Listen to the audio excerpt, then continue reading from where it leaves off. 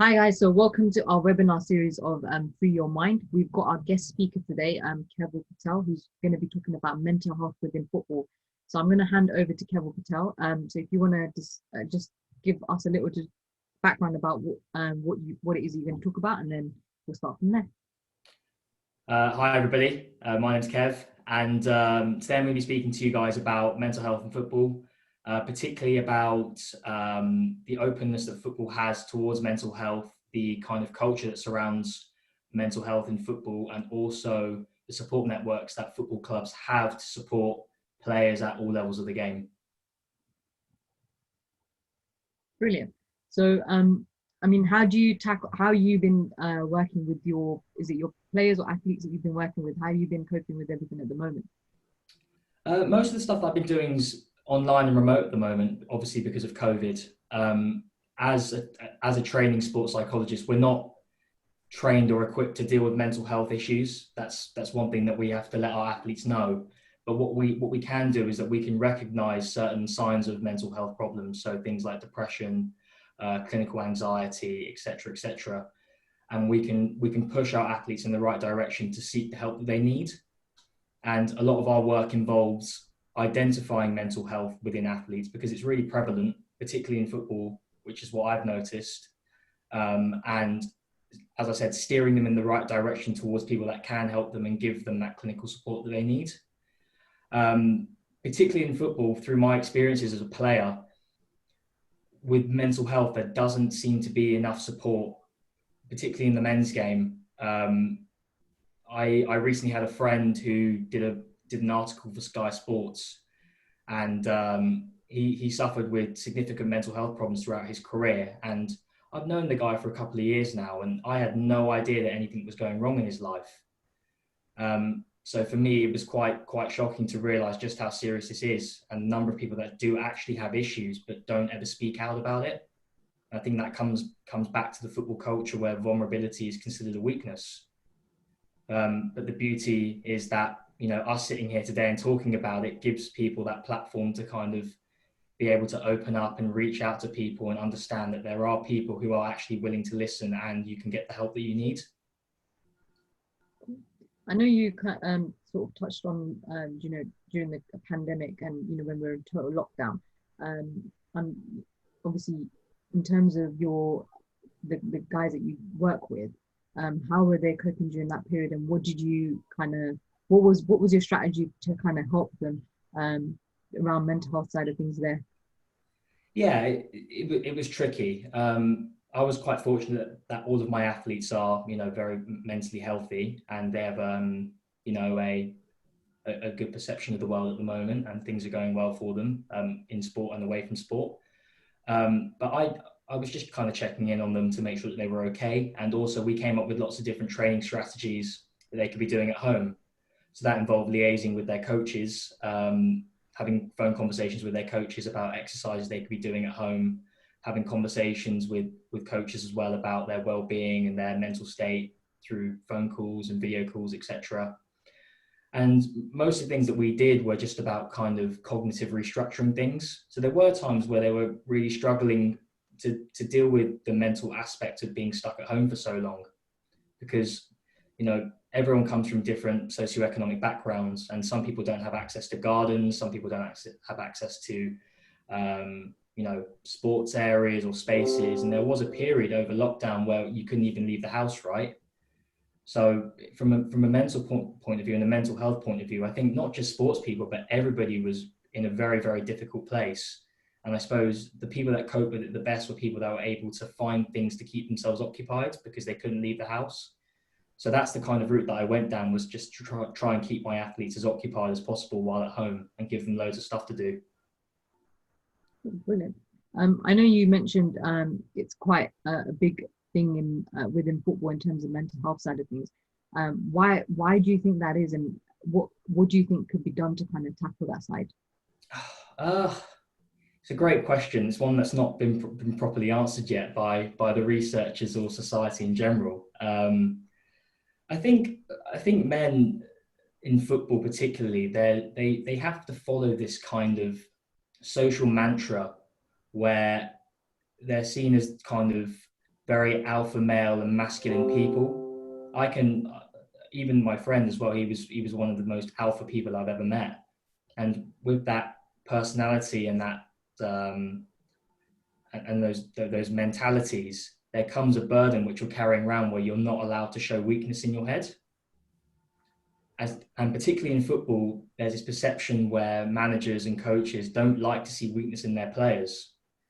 And that's the reason why men don't speak out, because they see it in a way as, if I feel mentally weak or if I have mental health problems, then I won't be trusted. And because football's a sport based upon trust, they're worried that mental health problems will affect the trust between management and the player. And I think that's a big reason why players don't speak out. And also as well, mental health, you have to remember, has not been a big thing until maybe the last 5 to 10 years. There was no recognition or understanding of it. And it's only now that we're starting to understand and become more self-aware as human beings that we're actually able to work through our feelings and deal with these issues. So mental health has had to play catch up with society for so long. But now that we're actually able to talk about these issues, we're in a good place. And I think footballers are actually in better hands than they ever have been in the past. Sabrina, do you want to, I mean, I know you're in sort of a similar field in terms of coach. Do you want to add anything extra, or have you got anything else that you so just in terms of, obviously, Kev, you mentioned within football, and you mentioned the word culture. So how do you suppose that they go about at a sports club or at a football club on creating a culture where talking about mental health is a safe thing to do and creating a safe space? How would you say they go about that? You know what? It's a great question. And I think personally for me, I think the men's game could learn a lot from the women's game. So I'm consulting at the moment for a women's side, and I'm obviously in liaison with the welfare officers they have there. And I've never seen a welfare team so extensive at a football club. They have, I think, it's one welfare officer per 2 teams. And they also have a link with a clinical psychologist as well. And then I look at the structure in most men's football clubs, and they don't have those links. They might have a clinical psychologist that they can consult with, but they don't have welfare officers. And the culture is in the sense that you turn up for training, you go and do your training for 2 hours, you have some chat in the changing room, some banter, you do your gym work, and you go home. With this women's club that I'm working with, they have workshops before the sessions. The girls have regular conversations with the welfare team, and it's almost a sense that every player is an individual and they have their own tailored kind of program where they're constantly being assessed. So if coaches recognize that there's things going wrong at training, or their body language isn't good, or they look like they're really upset for some reason, that the welfare team will recognize that really early and they'll go and have those conversations. Whereas in the men's game, I've seen countless times before I started my training period as a sports psychologist, where I could see men in the game really struggling, or they just look visibly upset, or they look like something had happened at home. But because there isn't that culture to be able to reach out to people, and because there's that negative stigma attached to mental health in the men's game, it's very difficult for us to give them that support. So I think definitely the men's game can learn a lot from the women's game in that sense. And I also think as well, we just need to open the dialogue up with men in football and allow them to talk about their feelings. Yeah. How do you think that, the FA could sort of go about that? It comes from, really, if you think about it, within a football club, who is at the top? It's your managers and your staff at the top. So, personally, I'd say within our level 1 coaching courses or level 2 coaching courses, why don't we, implement the importance of mental health and say to them, to the coaches, the new coaches within the game, the ones that are coming into the game now, mental health is important, and how are you supposed to look after your players? Is there anything that you've experienced within working with your players that sort of indicates that in any way? I'll be honest with you, not many coaches are qualified with mental health or have an understanding of mental health. And I can point a key reason out for that. It's because the culture in men's football has got nothing to do with mental health or mental well-being. It's all about performance. I mean, if you look at particularly managers, if you look at the stress levels of managers in the professional game, I mean, managers in the professional game have similar stress levels, if not higher, than people in government, because there's always that constant pressure to keep performing and keep the team performing. And I think if you're looking at kind of mental allocation of time, managers place so much emphasis on performance that they forget about welfare. But in fact, what you're now seeing is that the best managers in the league are ones that can manage their players as well as manage the performance side of things. So I'm thinking of, Jurgen Klopp, the way he interacts with his players. He's always got an arm around them. I know Sir Alex Ferguson was really good. I've read a few of his books and I've watched some documentaries about how he looked after Cristiano Ronaldo when his father was very sick. So what managers are now realizing, what football's now realizing, is actually performance is great, but if you really want to maximize a team's performance or maximize a player's performance, the mental health aspect of that is really important. And it does, as you said, Sabrina, start at the bottom when you're doing your level 1 and level 2. It's good to have that understanding, because if you can recognize mental health signs really early, you can give players the support they need, right from grassroots all the way up to professional. Yeah, I mean, like I said, personally, I think it needs to be something that is really encouraged from early days within your coaching career. There are courses out there, and people on this call have probably been on those courses because we're aware of it. But it needs to be, for me anyway, I think it needs to be pushed out early days within your coaching career. As well as your four corners, your technical, your tactical, all those different things. The social side of it really needs to be pushed out there. And mental health needs to be a priority, especially in times like this. So I know that the FA are starting level 1, level 2 courses online now due to the certain climate at the minute. But it would be lovely to see if there is mental health bits that are put into those sort of courses that people can actually look at and say, do you know what, I know now how to look after my players' mental health as well as be able to put on a session. So for me, no, I completely agree with you. And I think as well, going back to the kind of FA four corner system, for me, I think the FA is making great leaps and bounds to include mental health in kind of the education process. Mm-hmm. When they first added it a couple of years ago, it was almost like, okay, we're going to have technical, tactical, physical. Those are our 3 key pillars, but we'll tack psychological onto the end to make it rounded. Yeah. And it was almost like it was just being thrown into the jigsaw to say we've covered and ticked that box. But now what we're seeing is, because so many athletes are coming out and speaking about mental health and speaking about sports psychology or clinical psychology or performance psychology, it's really being taken seriously now by the FA. And I've spoken to a few of my friends who coach at different clubs when they're doing UEFA B and UEFA A, and they said they really do have heavy emphasis on it now, and they have specific modules for it. So yeah, I think it is changing, but there's going to be a time lag with it, and it will take time for it to come through properly. Yeah, definitely. Manisha, do you have any sort of questions for Keval at all? Yeah, just following on from what you've just described, my question is do you think there's also somewhere to go with people's understanding of the psychosocial area and the components within that? Because for us, so certainly where I work and the way Chris has got me to think is tactics is about thinking. So that's psychological, which then we know relates to decision making. But actually, when we're talking about well-being, with some of the stuff you've described already with the managers, it's about building relationships and the connection. That's actually part of the psych. So is there also, I'm asking, in your opinion, something to be done or something to be said about how can we better equip ourselves and coaches around what the psych looks like, as opposed to just mental health being seen as something that's an extra and in isolation? Because they very much, in my opinion, they're very much interlinked. And I just think that there's also a danger of it becoming disconnected, and it's seen as, right, we're now going to do a mental health block, where actually that should be encompassed within the culture of your environment. And it also should be part and parcel of how you coach. That should be embedded in your own coaching in philosophy. So I just wanted to know your opinion on whether you think there's a disconnect, and actually what would be your breakdown of what those psych components look like. Yeah, that's a really great question. It's really extensive, so I'm going to try and break it down.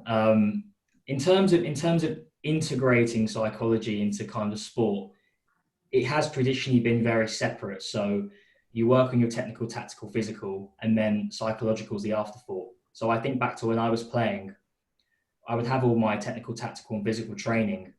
And then if something went wrong, or if I felt a certain way about something, then I'd have a conversation with the coach about the psychological component. But it would never be formally brought up in conversation as a coaching point. I think the key to getting psychology into the coaching system is to integrate it with drills, or integrate it within the education system.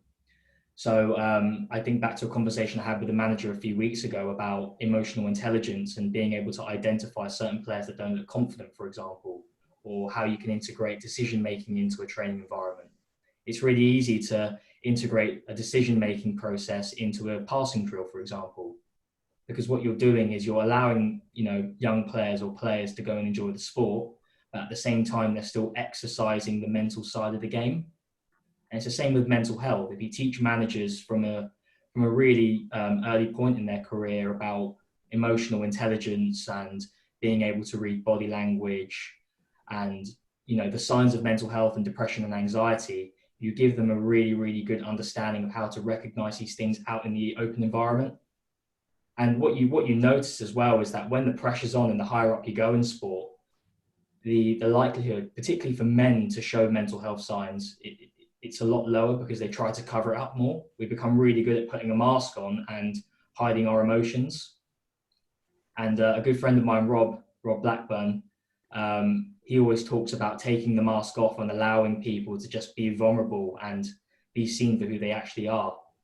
But I think that comes from managers having this accepting nature and culture about them to allow players to do that. The second part of your question was about psychosocial. Remind me again, sorry. Do you think there's also a danger of a disconnect between you've got mental health on one side and then you've got psychosocial on the other? Do you think that is, and actually how, in your opinion, how would you break down some of those components so it's an integrated approach? I think traditionally what's been done, and I think it's been quite successful, is having a dossier or philosophy running through clubs where both are integrated together. So what a lot of clubs now are doing is when they're planning out their development programs, particularly in academies, they're having a psychological component every month that they're working on. So it might be decision making, it might be body language, it might be confidence. And then within that, they've got a mental health bracket as well, which is integrated within that psychological component. So if it's body language, what does positive or confident body language look like? And then if a player's struggling with their body language, what might that be indicating within their mental health bracket? I think because the way that mental health is currently viewed, we need to take a very implicit approach to the way that we integrate it with players. Because the last thing you want to do as a psych or a coach is to scare players and say, you have mental health problems. If you have informal conversations with a player and you find out information about them, you can then make soft recommendations of how they can go and deal with their own issues or become more self-aware. So I think taking an implicit but structured approach to integrating psychology into the training environment is the best way forward. And my other question was something that you spoke about earlier, which was on the athletes or the people that you've been working with, which was through the pandemic and how they managed with that situation. So other than kind of getting yourself busy and finding things to do, what would be some of your top tips on how athletes or players can manage change? Well, in terms of change, I mean, I think self-awareness, for me, self-awareness is always my go-to strategy with athletes, really allowing them to become aware of what they are thinking, what they are feeling, and their actual actions in the environment. And the way that I do that with my athletes is I really get them to evaluate how they're feeling. So it could be at the start of a day, it could be at the end of a day, really reflect on what's happened in their day. Have they been productive? What have they actually achieved for the day? Were there any low moments in their day? And what were their emotions and their feelings in those low moments? and then getting them to write down and understand why they think those low moments happened. Was it something internal that they couldn't work out, or was it something external that happened, like, I don't know, a plate breaking on the floor or spilling coffee everywhere? Just really getting them to be self-aware. And what that does is, by allowing athletes and just the people at home as well to become more self-aware of their feelings, it allows them to kind of open up and react to situations that happen in life a lot better. So if something negative happens, for example, rather than giving the standard emotional reaction they normally would, it allows them to stop, pause and think, and actually give a better response in those moments.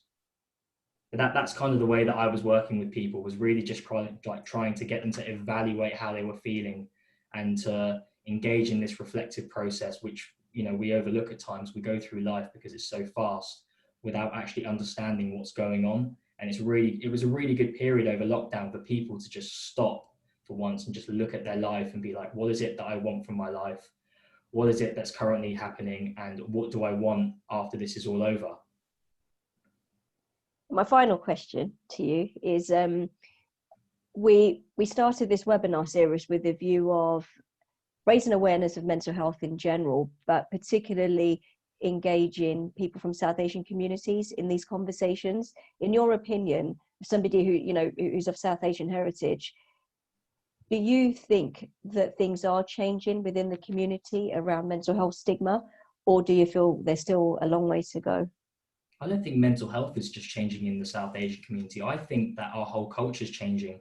And I think we're becoming a lot more open and a lot more liberal to Western ideals. For me, just off what I've observed of my own heritage and my culture and my family, I think a lot of mental health issues in our culture comes from these traditional values that we've always followed. So things like arranged marriage, for example, things like having to go and work in certain fields, you know, the way that parents are talking about mental health.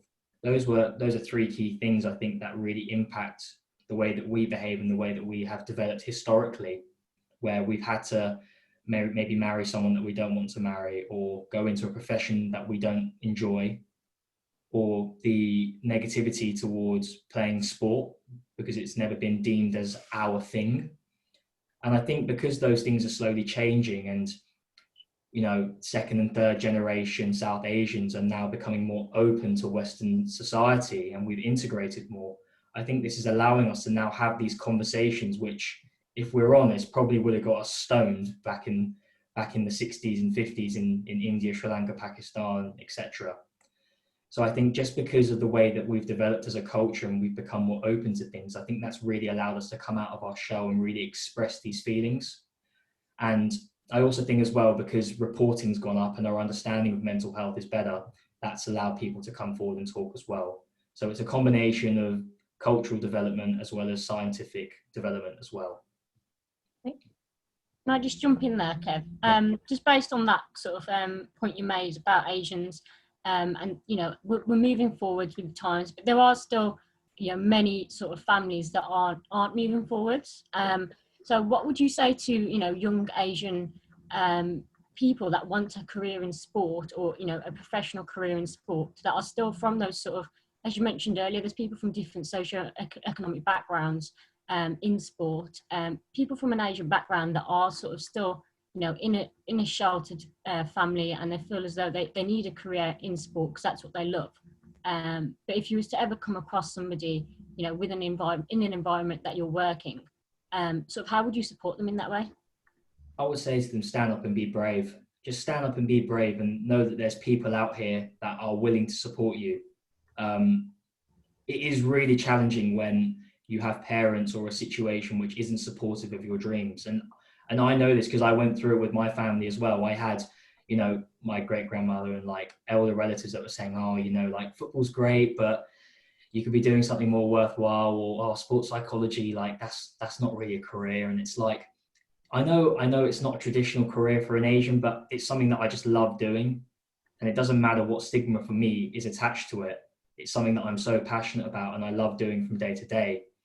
And I really did have to be strong with myself, and I had to stand up and be counted to really push my agenda to do the career that I wanted to do. And thankfully enough, I managed to meet people along the way that were willing to support me, even when, not maybe necessarily my close family, but there were people that didn't understand my situation or didn't know how to support me. So I think anyone that's listening who has a dream to go and work in sport or become a professional athlete, and they're from an Asian community, just stand up, be counted, and just be brave, and try and have critical conversations with people and try and get people to understand and express how passionate you are. I think there's nothing better than good conversation. And I think if parents are, supportive, you can sit down and have these conversations with them.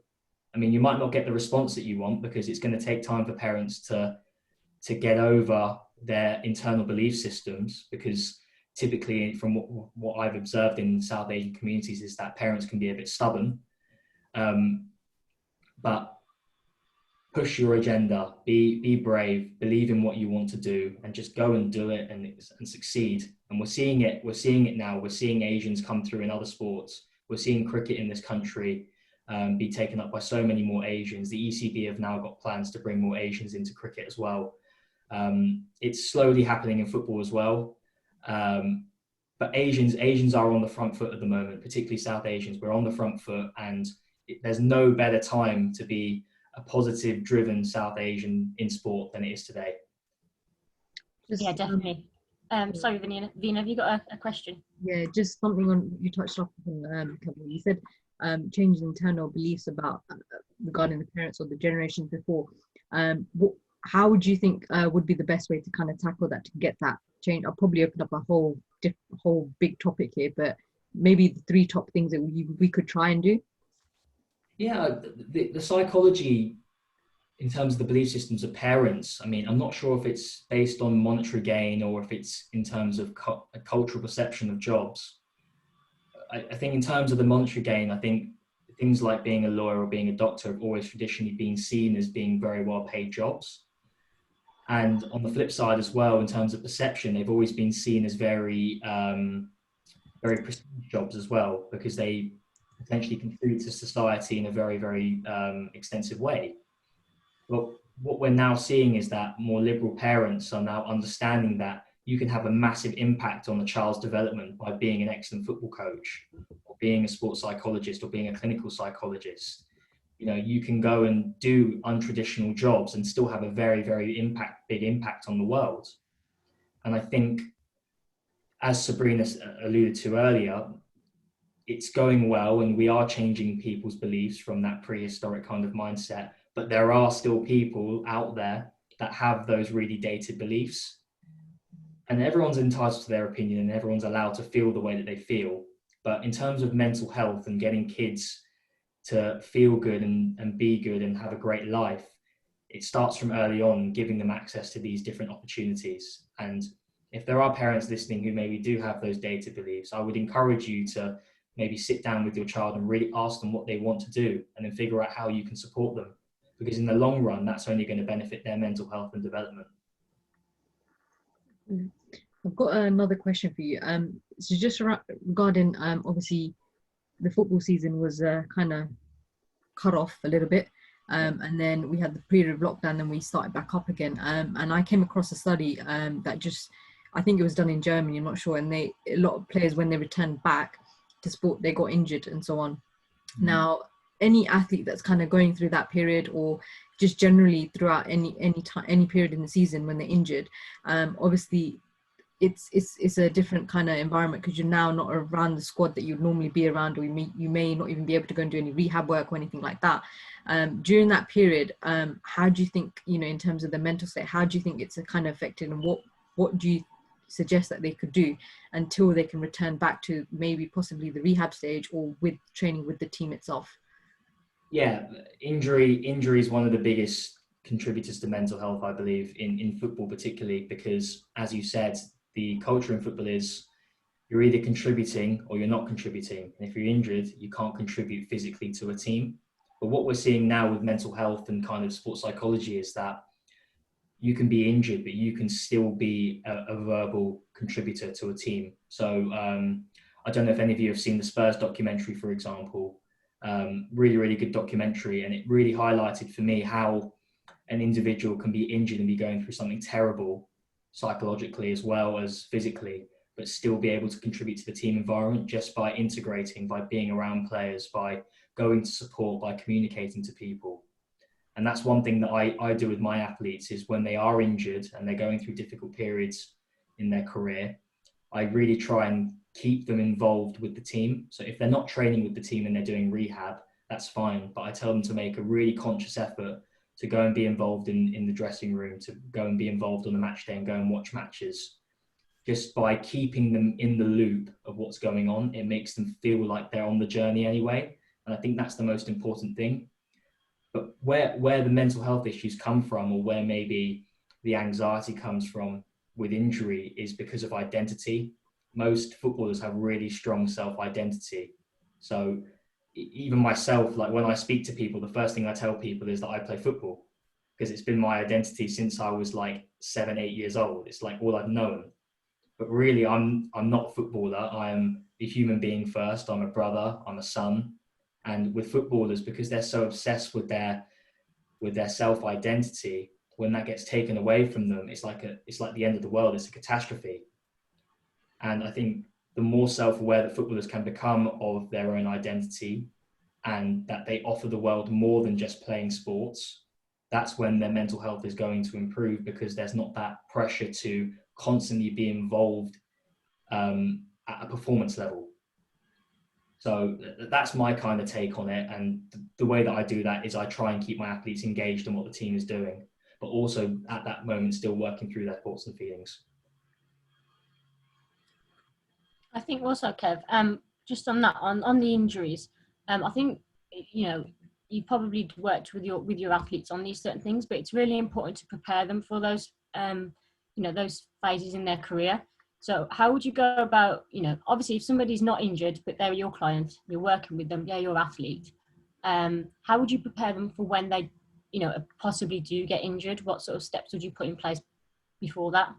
Yeah, it's really similar to kind of the stuff that I do with goalkeepers as well at the moment. We work on kind of acceptance training, or uncontrollables. So in sport, we have loads of stuff which is controllable, and we also have loads of stuff which is uncontrollable. And what I try and get my athletes to think about is, how would you manage yourself if an uncontrollable event happened? So with goalkeepers, for example, it might be making a massive mistake in a match. How do you respond to that adversity? With injury, it's exactly the same principle, right? It's something has happened which is out of my control to an extent. How am I going to manage myself moving forwards? And because football's such a complex environment and there's so much that goes on behind the scenes, it's really important for athletes to be aware of what's going on around them, and to have conversations with people and talk about their feelings to their teammates. So if they're injured, for example, and they don't feel like the manager's communicating well with them, they might want to have a conversation with the assistant manager and pick his brains on it. But to encourage footballers to do that, it's tricky because of the culture that surrounds men's football. And it takes an athlete a lot of courage to go forward and have those critical conversations. So a lot of the work that I do with the guys on stuff like that is about acceptance training and how they would deal with, uncontrollable situations or surprising circumstances that they might find themselves in. You may have already touched on some of the bits that you've just discussed, but also, I mean, when a player is injured and they're returning to sport, there is that fear element of it maybe happening again. I mean, do you have an action plan on how you kind of help the individual to make sure they don't have that fear, and just almost, as I suppose, getting back to what they were like before the injury? Yeah, it depends on a case-by-case basis, because obviously different athletes have different personalities, and that would be a massive factor in influencing kind of the decision-making process of how you go about that. But, you know, in terms of returning from injury, I suppose the most important thing is how comfortable the athlete feels in the environment and how much they actually trust their body to go and replicate the things that they were previously doing. So a lot of that would be revisiting previous experiences or previous performances and actually getting them to understand what it was that was contributing to those performances. So you'd sit down with an athlete and you'd ask them, what were you looking at? What were you like when you were at your best? You know, how did you feel before games? When you were doing things in the match, were you thinking about them, or were you just letting them happen? And then when they go into training, you say to them, okay, I want you to try and replicate those experiences as best as you can. Obviously in more detail, but just for generality purposes, you try and get them to replicate those feelings in training sessions. Obviously from the injury and pain point of view, some pain is psychological, obviously, and there's some evidence to back that up. But in terms of the rehabilitation process, it involves liaison as well with sports science teams and really getting an understanding of where the athlete is at in their timeline. And you do get athletes that want to come back early because they've got a point to prove. You've got athletes that are reluctant to come back because they're scared of re-injury. It's really a massive spectrum of where athletes can end up on there. And it's about picking them up from a certain point and getting them back to the middle where they need to be. Cool. I've got one more last question. If there is someone out there who within football, within sport or anywhere, and they're kind of struggling, and let's say their club or wherever they are, they don't have that luxury of a sports psychologist or anything like that, where would you advise them to kind of go to seek help for help? It could be anybody at the club that they feel comfortable talking to. It doesn't have to be someone who's qualified per se to start off with. Even having a conversation. There was a great example at a club that I used to play for, where it was the kit man. The kit man's the focal point of the football club because he's been there for so many years, and he was actually the most chatty person. And you would see players go up to him and talk about maybe not just mental health, but just issues in life, you know, with marriage or with kids, etc., etc. So it doesn't have to be someone who's qualified. You can go and have a friendly conversation with anyone who's willing to listen at a club and that you feel like you have a connection with. And then from there, if that person that's listening thinks, oh, you need to get help, then you should take their advice if you feel willing and able to. What we now see is that you can have these conversations with people who aren't qualified because hitmen and people that haven't got any educational background are so aware of mental health now. I mean, even if you go into pubs, they've got them on the old coasters now. You know, if you are not feeling great mentally, you can speak out to someone. So particularly in the men's game, I think the awareness of mental health now is huge. I think the next step is understanding how we deal with it and how we put systems in place to help athletes. Cool, brilliant. Thank you for sharing that, Keval. Sabrina, have you got any more questions?